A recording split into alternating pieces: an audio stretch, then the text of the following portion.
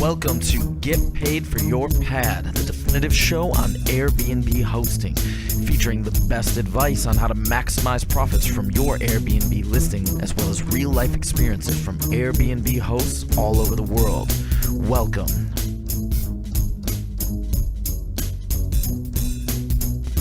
Get paid for your pad. Get paid for your pad. Get paid for your pad. Get paid for your pad. Get paid for your pad. Get paid for your pad. Before learning about Aviva IQ, I used to spend so much time managing my guest communications manually. Now, with Aviva IQ's easy-to-use automated service, my workload has reduced by 80%. Did I mention it's free?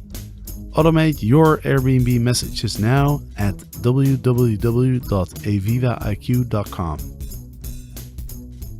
Welcome everybody, another episode of Get Paid for Your Pet, and today I am hosting this episode together with Margot, co-founder and CEO of Hostfully. So Margot, how's it going? It's going great. Thanks for having me. Yeah, it's always a pleasure. How's life in San Francisco? Oh, it's great. The weather's getting warmer, lots of tourists around. It's beautiful here. How is it there in Holland? Well, I'm homeless now. So it's Really? so it's a bit of a struggle. Fortunately, my cousin was he was nice enough and generous enough to offer me a place to stay, which basically means that I get to sleep in my own bed because I sold my house in Amsterdam, my apartment, after 5 years of Airbnb hosting. I have sold the house, and so my Airbnb journey in Amsterdam has finally come to an end. I hosted my last guests just about a week ago, and so I had to get rid of all my furniture. And so I figured if I had two really nice beds, if I give those beds to some family members, then, you know, they kind of have to let me crash. Because I was talking to my cousin, and I was like, look, my bed is in your house, okay? You got to let me sleep in my own bed. Exactly.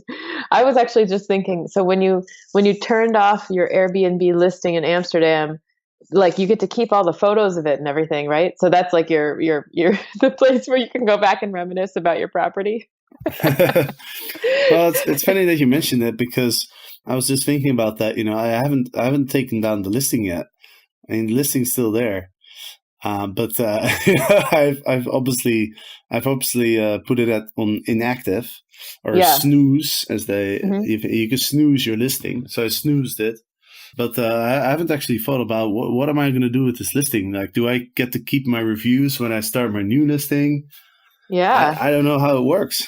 Yeah, well, aren't the reviews associated with your profile, not just your listing? I think that's how it works. Yeah. So that you should keep it, but just have it be inactive. Because if you get rid of it, then I'm not sure how that works for the reviews for your profile. Exactly. So yeah, definitely want to keep it. So I gotta look into that. But anyway, I've already bought an apartment in Colombia, as some people may know, as I've talked about it before. But so now I have to transfer the money, and and then the apartment will be mine. But now for a few days I get to enjoy my status as a homeless person, which is something that I've always aspired to be. It's always been my ambition to be homeless. So, it's like being a true minimalist. Yeah, exactly. Exactly. Yeah. Cool. Well, Anyway. I'm glad you're enjoying it. And also you get to have a high quality bed, which is the most important thing, no matter where you stay, in my opinion. So that's Absolutely. great. I mean, a good night of sleep is definitely the most important part of the experience when you're staying at somebody's place, I think. And, it's also important for us as hosts. Well, I guess technically I'm not a host anymore, but, but soon I will be. But, having a very comfortable bed is definitely something that, is really important, I think. Definitely. That's one of the things actually that we are always trying to find ways to connect our users with at Hostfully. We have some partnerships with a sheets company and a bed company, just so we can offer our customers some freebies every now and then, because we also believe that the bed is one of the keys to a great hospitality in an Airbnb. So I totally agree with you there. Awesome. So let's dive into this week's news. Yes, let's do it. What do you have? Oh, well, I've got some more regulatory stuff. I know that we've talked about regulatory a lot, and you've talked about it a lot on the show. But this past week, we had an interesting article from The Hill, which reports on stuff that's happening on Capitol Hill in the U.S. And some really big name senators, Brian Schatz of Hawaii, Elizabeth Warren of Massachusetts, who is a very polarizing figure in this country, and Dianne Feinstein, who comes from California. And these three Democrats sent a letter to the Federal Trade Commission in July raising concerns about the short-term rental industry. And we're really making some claims that the short-term rental industry helps to propagate some issues around discrimination, is evading local tax laws, also flies in the face of some of the safety and fire inspection standards. And so in some markets, the group that these senators were working with said that, which is the American Hotel and Lodging Association, said that Airbnb is dodging payment of local lodging taxes, which is something we've heard a lot about. But the most surprising part about this article was that they had these three really big name, very popular senators who are championing the hotel side of things. And it's the first time I've seen it happen at the national level. So that's pretty exciting. So you would expect those senators to be more in favor of Airbnb? I just wouldn't have expected them to take such a polarizing stance. I think that a lot of the constituencies for these senators have mixed feelings, and I don't think that there is a clear point of view that they are wanting to champion. So I was surprised that they came out on the side of old, kind of old stodgy, like old business instead of new business. But maybe that's just who got to them first. I don't know. I could see them just as easily championing some of the things that Airbnb has been championing. Like one of the things that Airbnb is saying is that they have struck over 250 government partnerships over the last year, and they've really shown their seriousness of purpose when it comes to putting in place very fair rules to partner with local legislators and tax laws and other safety and fire regulatory issues. So anyway, I'm surprised that they were able to get such high-profile Democrats to side with them right now. I don't know much about politics in the U.S., but can't they just pay those senators? Potentially, but I think that that's probably illegal. I'm not an expert on that either. Are those called lobbyists? Yes, they're called lobbyists. Yeah, the American Hotel and Lodging Association, I believe, raised something like $1.5 million and ended up giving away $1.3 million to further their agenda last year. So they're raising big money. And then Airbnb similarly raised about $485,000, so about half that, to champion some of their causes. So we're definitely going to continue to see a lot of fighting.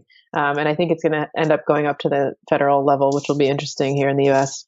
Yeah, it would definitely be interesting to see how this plays out. But by the way, have you ever heard what the origin of the word lobbying is?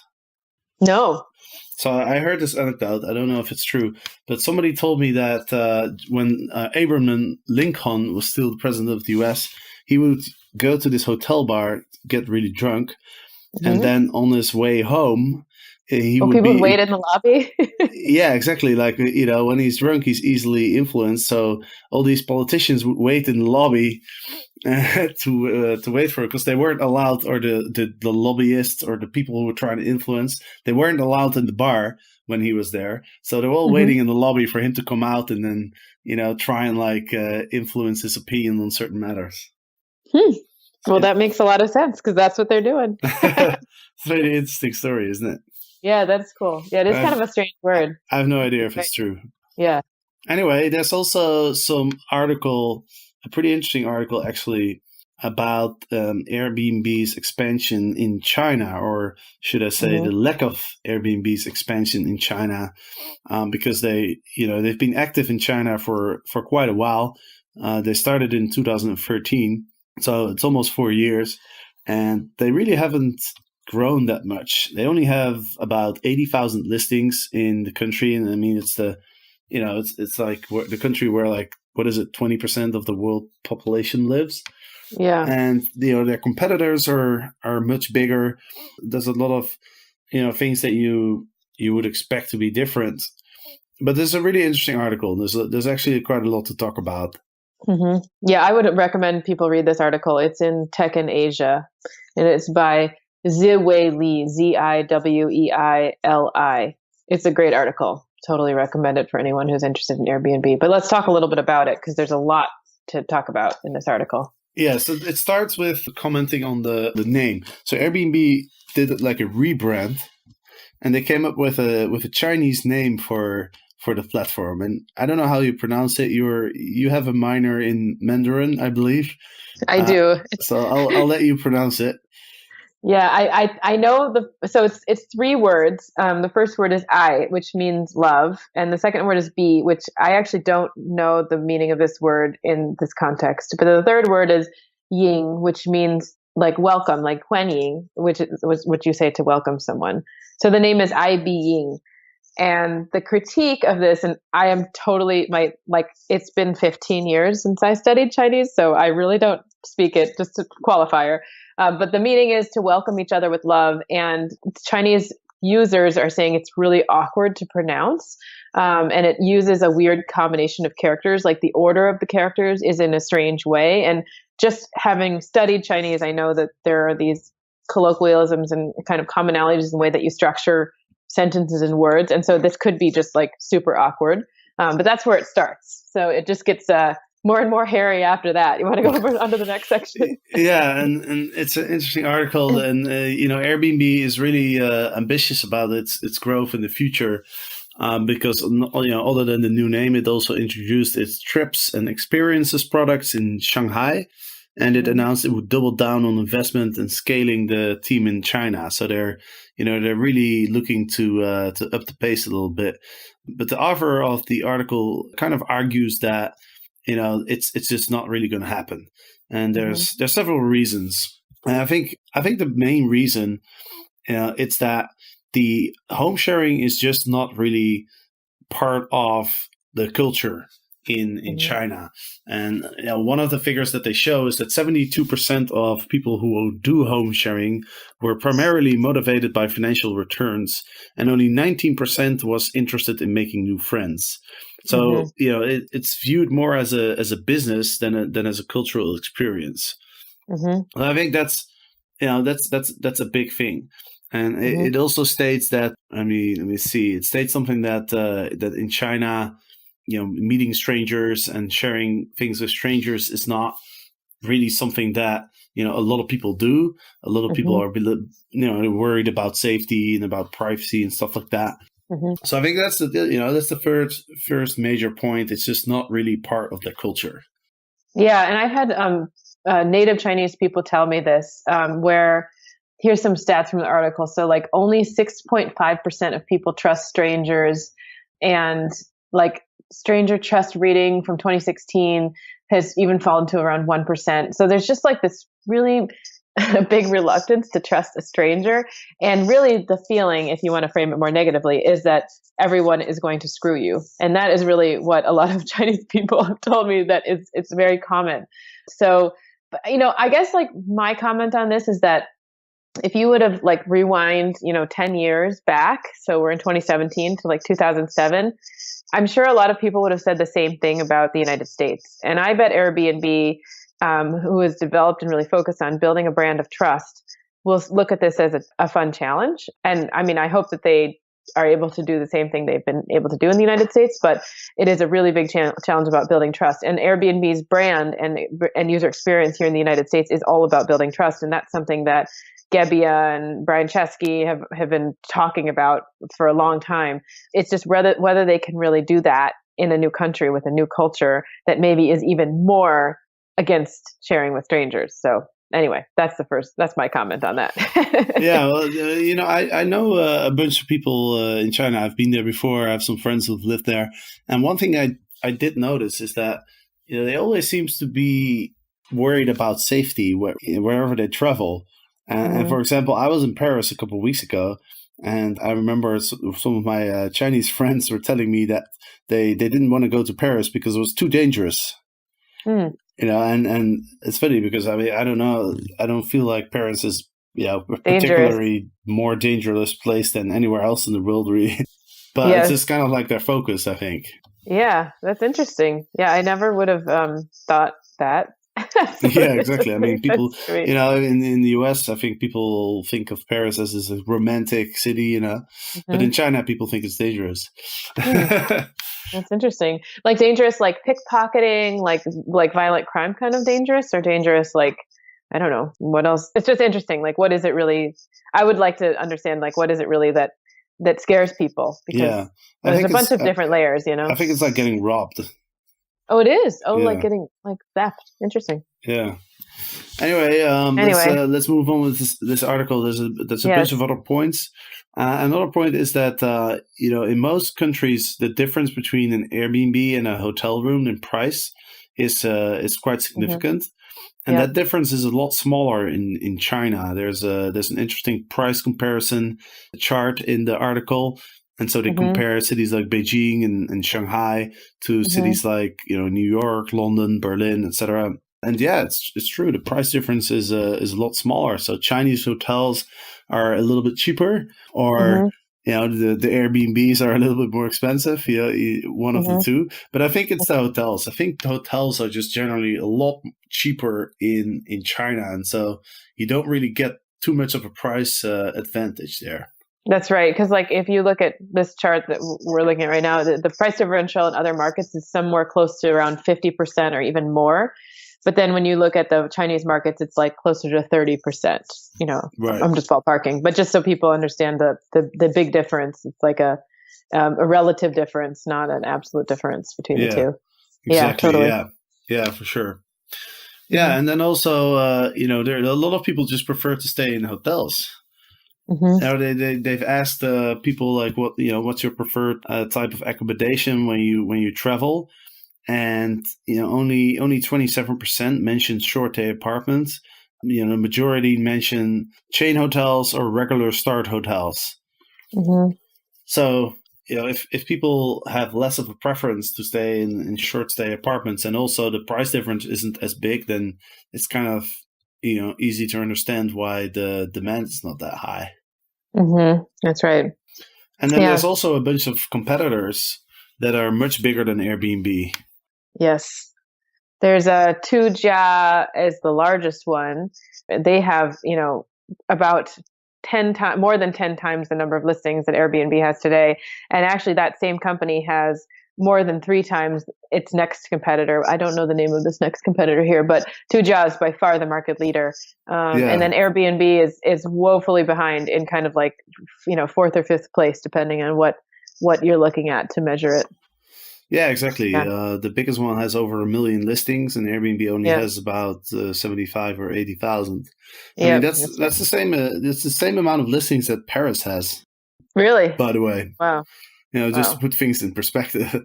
Yeah. The million listings? There are 1 million listings in Paris? No, I mean 80,000. There's like I don't know exactly. I think it's like 70 or 80,000 in Paris, and that's the amount of listings that they have in the whole of China.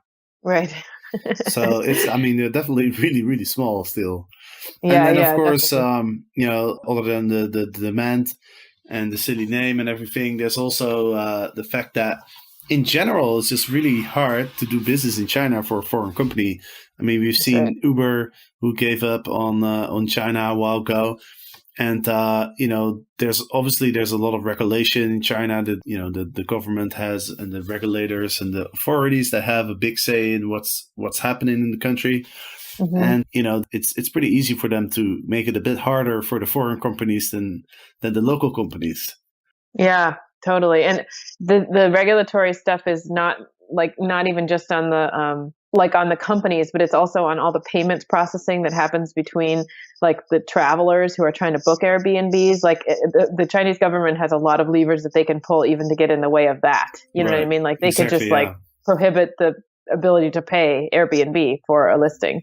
Right. Or prevent the actual supplier, the Airbnb host, from receiving payment. So there's just like a bunch of different ways that the Chinese government puts controls over on things that are not the same as the way they operate in Europe or in the US. Exactly. So, it's going to be really interesting to see if Airbnb is going to succeed in China, or maybe they'll pull out in a few years, just like Uber did. But the author of this article definitely it has the opinion that they're gonna have a very challenging road ahead. That's right. Yeah, it's a great article. Highly recommend checking it out. It's just really well written and goes into some nice details about the dynamics between the two. Absolutely. Has some really interesting graphs and charts and stuff, which is always good. Hosts, if you're anything like me, you have multiple standard messages you send to every guest. I used to copy-paste those messages every time I had a new guest. But then I learned about Aviva IQ, and I'm an absolute fan. I copied my repeatable messages into Aviva IQ and told it when I want each message to be delivered. Now, all my guests get personalized check-in messages and personalized check-out messages at the exact time I want them to, automatically. I also use Aviva IQ to send a message to guests when a vacancy exists after their scheduled checkout day and invite them to stay longer. It's amazing how it's turned into free money for me on multiple occasions already. So sign up for free at www.avivaiq.com. You'll be glad you did. Let's quickly touch on another article, just because it's kind of funny. This is an article in an Australian newspaper, news.com.au, and it talks about. It's interesting because it's an Australian site, but it's about something that happened in Los Angeles. So it must be on different sites as well. But anyway, so there's a guy who paid $800 to stay at a property in Los Angeles, and on a certain night, he got surprised when a SWAT team showed up, and he actually shot a video of the whole thing, so you can actually watch a video. You see the police agents and stuff, police officers. But apparently, the host, a woman called Ashley, they had a warrant for her arrest, and so they kind of like bulldozed into the apartment, looking to arrest this person. So this Airbnb guest was kind of a little overwhelmed by that. Yeah, that happened to me once when I was in my mid-20s, where the police showed up because they found my car that was located, it had run out of gas, and they thought that something had happened to me. And I have to tell you, I had like trauma for a few weeks after that because it's really stressful. So I was just looking at this video thinking about how stressful it was for this poor Airbnb guest. But at least he took it in stride. I mean, he took a video. Yeah. And there was one interesting little detail as well, because they initially asked the guest if he knew who Ashley was. And, this guy's from New York. And so his first instinct was to say no, because, he heard stories of Airbnb guests getting kicked out of the apartment. Oh, sure. Because the host Airbnb hosting is illegal in certain places in New York. Yeah. And so initially he told the cops, "Oh no, I don't know who this person is." But then later he kind of admitted that he did know, and so that was kind of like a little a little tricky. Like when there's 10 cops showing up and they're looking for this person, they have an arrest, and then you start lying to them. It doesn't really help the situation. Exactly. It's kind of implicated, like, even though he had nothing to do with anything. Yeah, exactly. Oh, poor guy. I think in the end, it all was good. So yeah, it sounds like it. Hopefully it sounds like he took it in stride, which is good. I saw there was one other article, small thing. If do we have time to bring this one up? The one about payment just quick one. Yeah, so this has to do with Airbnb experimenting and testing some more flexible payment options for guests. It's an article in Fast Company, and it's about how for some of the luxury expensive listings, or maybe even just within this person's region, they were testing a 50% payment plan where instead of booking or paying the whole deposit up front, the guest puts down 50%, and then I think a few weeks beforehand they have to pay the second 50%. And then that article in Fast Company also refers to some past work that Airbnb did in Cuba and Brazil to change the way that payments were happening between potential travelers and hosts. In Cuba, partnering with a middleman to get some of these small casas particulares online, which is a new market when it was opening up. And then in Brazil, they actually partnered with this company that allowed for like a payment option where you would print like this card from Airbnb and then go to a local store and then pay. And then the store would indicate that you'd paid, and you had 24 hours to do that, to book an Airbnb in Brazil. And these really changed the ways that Airbnb was able to capture revenue from potential travelers. So that's a good article too. I thought it was really nicely written, and also kind of shows how much experimentation Airbnb has done over the years, and probably how much they will be doing moving forward. Oh, cool. Yeah, that's pretty interesting. I've actually have you ever been to Cuba? I have. I loved it. Did you stay in one of those Maybe casas? I shouldn't have said that I had. I did. Did you? Have you done that? Yeah. I went in 2006, like over 10 years ago. Yeah, I went there in 2009, and we stayed in two of them. And it was crazy. The second one we stayed at, it was in Vinales. And my husband had stayed there 5 years prior, and they had his picture and like pulled it up. And it was like coming home again, the same family. Really cool. Yeah. That's amazing. A great time. The one thing that I remember from my trip to Cuba is that, you know how they everybody hitchhikes? Yeah. Uh-huh. And so I rented a car and drove around the country, and they have bus stops, but there's no buses, or maybe the bus comes every 2-3 hours, and so there's people hitchhiking at the bus stops, and I was told that you were supposed to pick people up, and so I stopped, and then a cop actually got into my car. Yeah, he was hitchhiking, so I gave a ride to the cop. And it was funny because my Spanish was reasonable, so I was kind of chatting to him a little bit, and then I made some sort of a joke that I told him something like, because in Cuba the highways are completely empty. At least back in the day when I went, they were completely empty, like a horse and carriage there, here and there, and a few cars, but it's a pretty wide highway, so you're kind of like by yourself. So I was joking to the cop. I was like, well, I have a little, there's no one on the road, so I could be going pretty fast, but I guess I have to stick to the speed limit now that you're in my car, right? What did he say? Oh, no, he was laughing. He was like, no, he was like, don't worry, like, you can drive fast. I want to get home. Cool. Yeah, we picked up hitchhikers actually because we rented a car. And we picked up probably like at least a dozen different people while we were there. It was really fun to meet people that way because it's just like a short period of time, and it's very culturally acceptable and really safe, especially when you're with somebody else. So it was really fun. Awesome. All right. Well, that's it for today. Thanks, Margot, for joining. Always a pleasure to have you. And good luck with everything. And to the listeners, thanks for listening. And of course, on Monday, we're back with another episode. So see you then. Get paid for your pet. Get paid for your pet. Get paid for your pet. Get paid for your pet.